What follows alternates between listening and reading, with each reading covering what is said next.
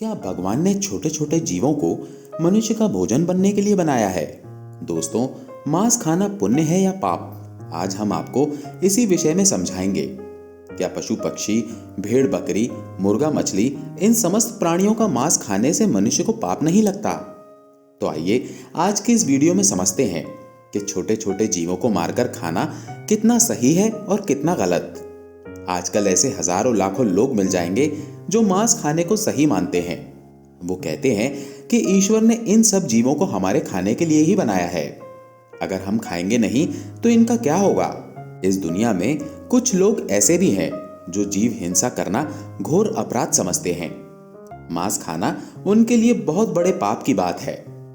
आज एक कथा के माध्यम से हम आपको ये बात समझाएंगे, जिससे ये स्पष्ट हो जाएगा कि मांस खाना कितना सही है और कितना गलत। दोस्तों, किसी गांव की बात है। उस गांव में एक धनी व्यक्ति रहता था। वो किसी लंबी यात्रा पर जाना चाहता था। जाने से पहले उसने अपने यहाँ एक दावत रखी और उसमें गांव के लोगों को आमंत्रित किया। सभी लोग उसके यहाँ दावत खाने के लिए आए। उसका ये मानना था कि ईश्वर ने भेड़, बकरी, मुर्गा, मछलियां, इन जीवों को इंसानों के खाने के लिए बनाया है। इसलिए उसने अपने यहाँ दावत में भेड़ और मछलियों का मांस पकवाया। उसके यहाँ आए हुए सभी मेहमानों को भेड़ और मछलियों का मांस परोसा गया। खाने वालों ने खाया और जो मांस खाना पाप समझते थे उन्होंने नहीं खाया। भोजन कार्यक्रम समाप्त होने के बाद उस धनी आदमी ने सभी मेहमानों को विदाई से पूर्व एक जगह बैठाकर कुछ भाषण देना शुरू किया। कई तरह की बातों पर उसने लोगों को समझाया। उन बातों में एक बात यह भी थी कि परमात्मा कितना दयालु है। उसने अन्य भोजन के साथ साथ मनुष्यों को खाने के लिए स्वादिष्ट मछलियां और कई तरह के पशु पक्षियों को जन्म दिया है। उसकी इस बात का अधिकतर लोगों ने समर्थन किया। उसी सभा में एक 12 साल का लड़का बैठा हुआ था। उसने उस धनिक की बात को काटकर उससे कहा, श्रीमान जी, आप गलत कह रहे हैं। लड़के को उस धनिक की बात को काटते हुए देखा तो वहां उपस्थित सब लोग आश्चर्यचकित रह गए। धनिक बोला, बेटे, तुम क्या कहना चाहते हो? तब उत्तर में लड़का कहता है, श्रीमान जी, माना कि ये समस्त जीव परमात्मा ने बनाए हैं, परंतु आपको मारकर खाने के लिए नहीं। मछलियां, मेमने, भेड़, बकरा, मुर्गा इत्यादि पृथ्वी पर रहने वाले समस्त जीव जंतु मनुष्यों की तरह ही पैदा होते हैं और मनुष्यों की तरह ही उनकी मृत्यु होती है। मनुष्यों की तरह ही उन्हें भी पीड़ा होती है। कोई भी प्राणी किसी अन्य प्राणी से श्रेष्ठ और विशेष नहीं है। वो अलग बात है कि आपकी बुद्धि विकसित है और पशुओं की बुद्धि इतनी विकसित नहीं होती। लेकिन आपकी विकसित बुद्धि का यह मानना गलत है कि अधिक शक्तिशाली और बुद्धिमान प्राणी अपने से कम शक्तिशाली और कम बुद्धि वाले जीवों को खा सकते हैं। यह कहना गलत है कि ईश्वर ने ये मूक प्राणी हमारे भोजन के लिए बनाए हैं। हम अपने स्वाद के लिए, अपनी जीविका के लिए, अपने शरीर के पोषण के लिए किसी को जब चाहे मारकर खा सकते हैं। बात सिर्फ ये है कि हम इतने ताकतवर और चतुर हैं कि जब चाहे उन्हें पकड़कर मार सकते हैं। अपनों से कमजोर पर तो दुनिया रौब दिखा लेती है। इसका मतलब ये नहीं कि वे आपसे कमजोर हैं, आपकी पकड़ में आ जाते हैं तो भगवान ने उन्हें आपके खाने के लिए बना दिया है। जरा सोचिए, मच्छर और पिस्सू हमारे शरीर का रक्त पीते हैं। उन्हें हमारे शरीर का रक्त बहुत अच्छा लगता है। शेर, चीता और भेड़िया, उनको भी हमारे शरीर का मांस बहुत स्वादिष्ट लगेगा और वे जब चाहे हमें पकड़कर हमारा शिकार भी कर सकते हैं। तो इसका मतलब ये नहीं हुआ कि भगवान ने हमें शेर, चीते, भेड़ियों के लिए बनाया है। यदि आप ऐसा मानते हैं तो फिर शेर, चीते, भेड़ियों से अपनी रक्षा क्यों करते हैं? अगर आपका भोजन भगवान ने मेमना, भेड़, बकरे, मुर्गे, मछलियों को बनाया है तो शेर, चीते, भेड़ियों का भोजन आपको जरूर बनाया होगा। दोस्तों, ये उन मनुष्यों की अज्ञानता का नतीजा है जो दया से रहित हो चुके हैं, जो अपने से कमजोर, दुर्बल और मूक प्राणियों को पकड़ लेते हैं और फिर उन्हें अपना भोजन मानते हैं। अगर आपसे शक्तिशाली प्राणी आपको पकड़कर अपना भोजन माने तो आप बचने के लिए क्यों छटपटाते हो? उसे अपना शरीर क्यों नहीं खा लेने देते? शायद भगवान ने ही आपको उसका भोजन बनाया हो। उस छोटे से लड़के का जवाब सुनकर धनिक का मुंह बंद हो गया। सब लोगों ने ताली बजाकर उस बच्चे के जवाब का समर्थन किया।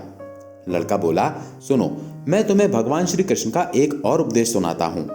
एक बार भगवान मुरली मनोहर एक पेड़ के नीचे बैठकर मुरली बजा रहे थे। तभी विपत्ति का मारा एक हिरण तेजी से भागता हुआ आया और भगवान श्री कृष्ण के पीछे छुप गया। वो मृग बहुत ही घबराया हुआ था। उस मृग को अत्यंत भयभीत देखकर भगवान ने मुरली बजाना बंद कर दिया और उस मृग से पूछने लगे, हे मृग, तुम इतने व्याकुल क्यों हो? तुम्हें क्या दुख है?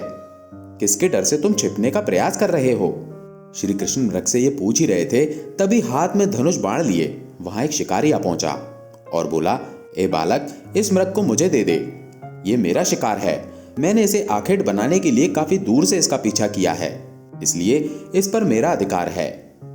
शिकारी की बात का जवाब देते हुए भगवान श्री कृष्ण बोले, किसी भी जीव पर किसी का अधिकार नहीं होता। हर जीवित प्राणी पर केवल उसका ही अधिकार होता है। शिकारी कहता है, नहीं नहीं, ये मेरा शिकार है और मैं इसे मारकर इसके मांस को पकाकर खाऊंगा। तब श्री कृष्ण कहते हैं, अरे निर्दय प्राणी, किसी को मारने का अधिकार तुम्हें किसने दे दिया? यह अधिकार तो उसको भी प्राप्त नहीं होता जिसने उसे जन्म दिया है। किसी भी जीव को मारना पापों की श्रेणी में आता है।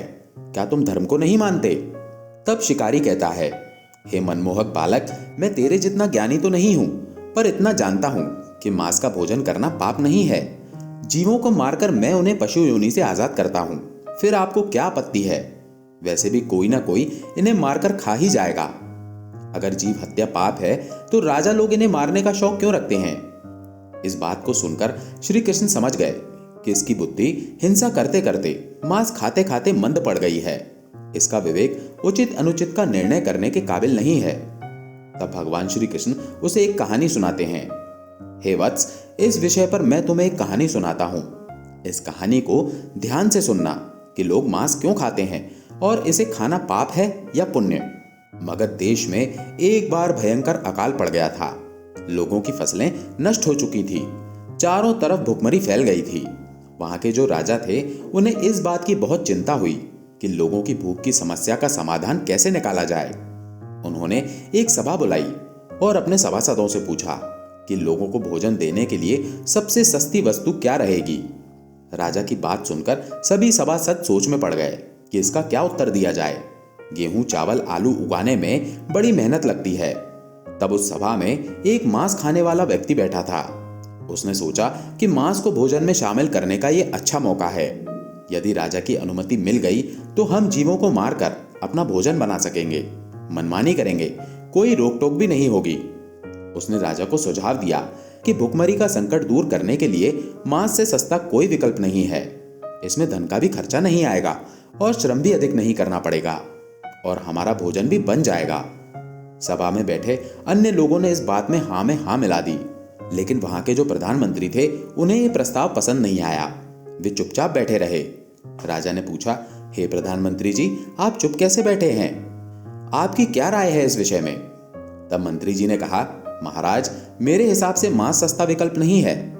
इस विषय पर मैं अपनी राय आपको कल दूंगा। रात होने पर प्रधानमंत्री उसी शख्स के घर पहुंच गए जिसने मांस खाने का प्रस्ताव दिया था। अचानक अपने घर मंत्री को आया देख वो घबरा गया। वो सोचने लगा, जरूर कोई अनहोनी हुई है।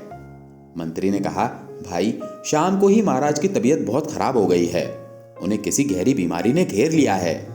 राजवैद्य ने कहा है कि राजा साहब को अगर किसी बहादुर और हष्ट-पुष्ट इंसान का थोड़ा सा मांस मिल जाए तो वे ठीक हो सकते हैं।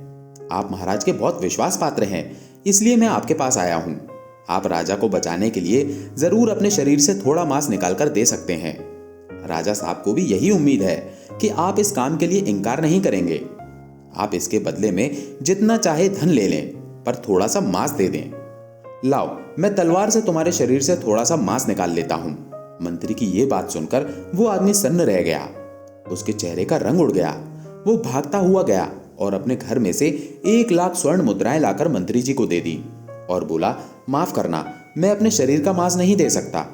इसके बदले में आप ये पैसे ले जाइए और किसी और को ये पैसे देकर उससे मांस खरीद लीजिए। मंत्री जी बोले, नहीं भाई, राजा ने विशेष रूप से आपका ही मांस लाने को कहा है, क्योंकि आप बहुत तंदुरुस्त हैं। थोड़े से मांस में आपका कुछ नहीं बिगड़ेगा, पर राजा साहब की जान बच जाएगी। इसके लिए मैं तुम्हें राजा से बोलकर मंत्री पद भी दिलवा दूंगा। कृपया आप देरी ना करें, थोड़ा सा मांस निकाल कर दे दें। वो शख्स मंत्री जी के पैरों में गिरकर बोला, मंत्री जी, मुझे माफ कर दो। इसके बदले मैं आपको अपना सब कुछ देने के लिए तैयार हूं, पर मैं अपने शरीर को काटकर मांस नहीं दे सकता। इतना कहकर वो वहां से भागने लगा। मंत्री जी बोले, आप भाग जाओगे पर आपका परिवार तो यहीं रह जाएगा। उसने कहा, मंत्री जी, अपने प्राणों से बढ़कर कुछ नहीं है। जब मैं ही नहीं रहूंगा तो परिवार का क्या करूंगा? मंत्री जी ने कहा, आपको यहां से जाने की जरूरत नहीं है। तुम्हें मांस नहीं देना है तो मत दो, मैं किसी और के पास चला जाता हूं। इतना कहकर मंत्री जी उससे 1 लाख स्वर्ण मुद्राएं लेकर चले गए। अब उसकी जान में जान आई। इस प्रकार प्रधानमंत्री एक एक करके सभी मंत्रियों के घर गए। सबसे थोड़े से मांस का आग्रह किया, पर सबने अपनी अपनी तिजोरियों से, किसी ने 1 लाख, किसी ने 2 लाख, किसी ने 3 लाख तो दे दिए, पर अपने शरीर का मांस नहीं दिया। मंत्री जी उन पैसों को लेकर अपने घर चले आए। वो रकम करोड़ों में इकट्ठी हो चुकी थी। अगले दिन सारे मंत्री सुबह सुबह ही राजा के पास पहुंच गए कि देखें राजा साहब स्वस्थ हैं या नहीं। उधर प्रधानमंत्री जी भी उन सारे पैसों को लेकर राजा के पास पहुंचे और उन पैसों को राजा के सामने रख दिया। वे पैसे करोड़ों में थे। राजा ने पूछा, मंत्री जी, इतने पैसे किस लिए लाए हो? तब मंत्री जी ने पूरी कहानी सुनाई कि महाराज, मैंने झूठ मूठ का एक नाटक किया था। मैंने उन समस्त मंत्रियों से यह कहा कि राजा साहब की तबीयत बहुत खराब है, यदि उन्हें थोड़ा सा मनुष्य का मांस मिल जाए तो वे ठीक हो सकते हैं। महाराज, मंत्रियों ने मुझे इतने पैसे तो दे दिए, पर आपके उपचार के लिए अपने शरीर से थोड़ा सा मांस नहीं दिया। कल यही लोग सभा में मांस का भोजन बहुत सस्ता बता रहे थे।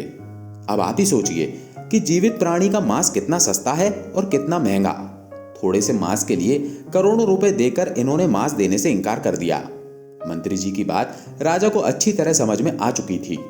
इधर भगवान श्री कृष्ण ने उस शिकारी को समझाया कि देखो, अपना शरीर सबको प्रिय होता है, चाहे वो मनुष्य हो या कोई पशु। सभी के मांस की उतनी ही कीमत होती है। सभी के प्राण उतने ही मूल्यवान होते हैं जितने कि आपके। इसलिए किसी के शरीर को कष्ट नहीं पहुंचाना चाहिए। मनुष्य की जब अपने प्राणों पर आ बनती है तब तो उसे अपना शरीर बहुत प्रिय लगता है।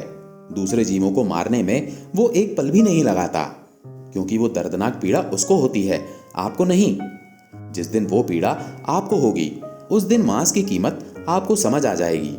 दोस्तों, हम उम्मीद करते हैं कि भगवान लोगों की मानसिकता को बदले, उन्हें इस बात का एहसास कराए कि जीव हिंसा मनुष्य हिंसा के समान ही अपराध है। छोटे से लेकर बड़े जीवों को जीने का परमात्मा ने पूरा अधिकार दिया है। उनका जीवन व्यर्थ नष्ट ना करें। अपने थोड़े से आनंद के लिए, थोड़े से स्वाद के लिए उनका जीवन ना लें। सबको उतना ही कष्ट होता है जितना कि आपको। दोस्तों, हम उम्मीद करते हैं कि ये कहानी, ये विचार आपको जरूर पसंद आए होंगे। यदि वीडियो पसंद आया हो तो आगे भी शेयर कीजिएगा। मिलते हैं अगली वीडियो में एक नई चर्चा के साथ। आप सभी का बहुत बहुत धन्यवाद। जय श्री कृष्णा।